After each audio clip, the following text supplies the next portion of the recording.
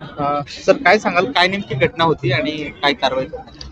आज चिकलठाणा परिसरमध्ये मिनी घाटी समोर दोन गटामध्ये छोटासा मतभेद झाला होता व्हॉल्यूमचे बद्दल, आणि त्या मतभेद झाल्यानंतर पोलीस तात्काळ तिथे पोहोचली होती आणि त्यामध्ये गुन्हा दाखल करण्याची प्रक्रिया सध्या चालू आहे.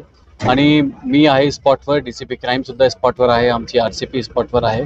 सध्या पूर्णपणे परिस्थिती कंट्रोलमध्ये आहे. सगळे नागरिकांना मी आवाहन करतो, कोणत्याही सोशल मीडियाची पोस्टवर विश्वास ठेवू नका.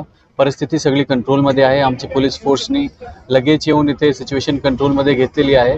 आणि मी सगळे लोकांना सांगतो, जे लोक दोन्ही गटामध्ये इन्व्हॉल्व होते, त्यांनी हे क्राईम केलेलं आहे, त्यांच्यावर आम्ही कडक कारवाई करणार.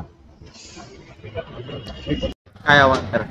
नाही, दोन समाजामध्ये किरकोळ वादावरून हे जे अतिउत्साही जे तरुण आहे त्यांनी ते वातावरण खराब करण्याचा प्रयत्न केलेला आहे.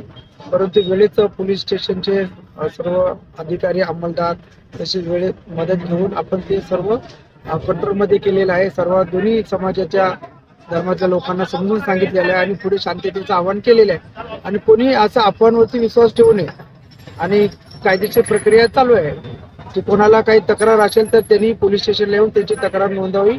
या प्रकारे सुद्धा आम्ही त्यांना आवाहन केलेलं आहे.